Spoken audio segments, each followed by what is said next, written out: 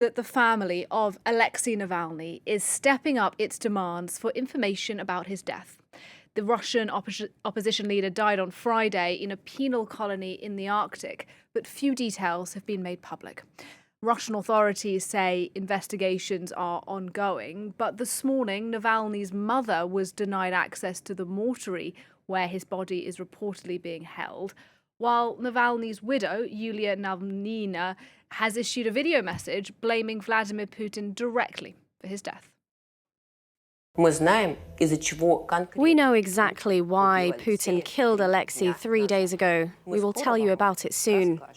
We will definitely find out who exactly and how exactly this crime was carried out. We will name names and show faces. And indeed, Navalnaya is meeting EU leaders today in Brussels. Covering developments for us is Dave Keating. He's at the European Council. He's with me now.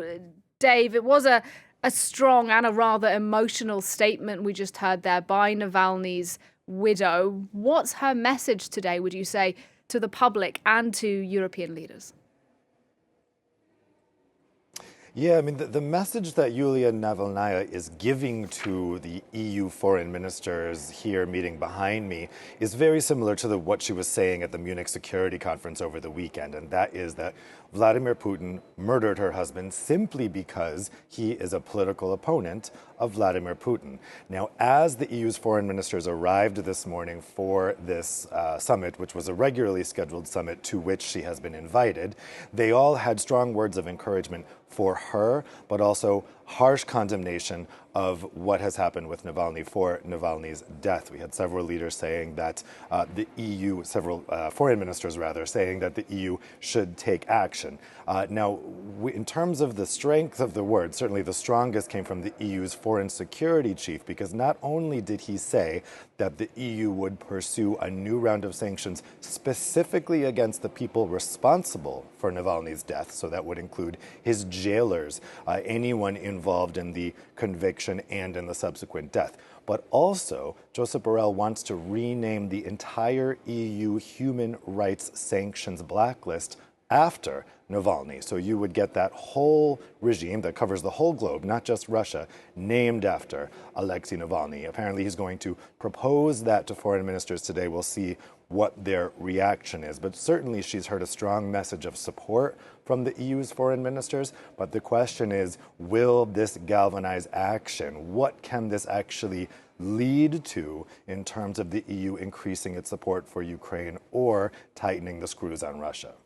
Indeed. I mean, as you say there, EU sanctions are very much expected now, but of course, sanctions already imposed on Russia in the wake of the invasion of Ukraine. So are these new possible sanctions likely actually to make a difference? Yeah, so we're hearing that these are likely to get passed today. So this is the latest round of sanctions against Russia.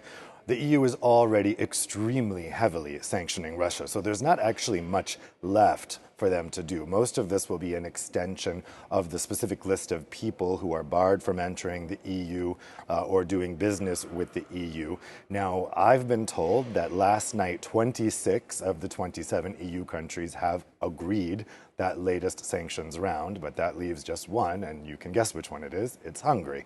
This is yet another meeting where they are trying to overcome a veto by Viktor Orban's Hungarian government. This being an area of foreign policy, it needs unanimous approval. So we're still waiting to hear from this meeting happening right now if Hungary will okay these sanctions. It has been standing in the way of this latest round of sanctions for some time. They're also talking about other issues here today. They're talking about the situation in Gaza. They're being briefed by a UN representative about the efforts to help people in Gaza. We're also expecting today an approval of the EU's Red Sea mission to protect shipping in the Red Sea from Houthi rebels attacking from Yemen. I've heard that that has gotten political approval just now here at this meeting of foreign ministers. It would still need a final rubber stamp by EU officials on Wednesday, but it looks like that is going ahead. That EU defense mission to protect shipping in the Red Sea is now going to become a reality following this decision just now by EU foreign ministers. In Brussels. Thanks very much.